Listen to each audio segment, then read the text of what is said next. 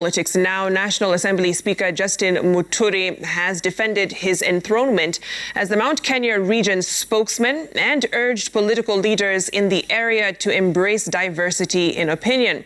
Muturi, who spoke in Meru County during the burial of Mzee Fares Rutere, the former Secretary General of the Meru Council of Elders, Njuri Ncheke, said the region would lose its competitive and numerical advantage in next year's poll if politicians divide the population.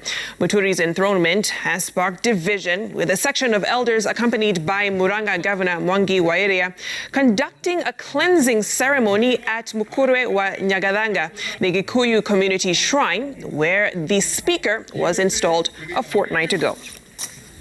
Unity in our country, we need it. Not just now, because there are certain things that are going to happen next year, but we need it all the time. That is how we are going to grow as a country, peaceful and united. Not to say that anybody is stifled from expressing their views, no, but respect for the views of others. If you expect yours to be respected, you must also, in equal measure, respect the views of others.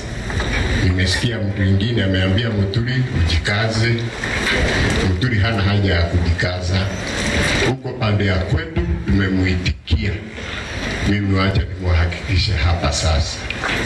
Hiyo ingine nasikia ni macho ya chura. Unajua chura ikiwa kwa maji inapiga kelele, lakini ng'ombe inakunywa maji tu.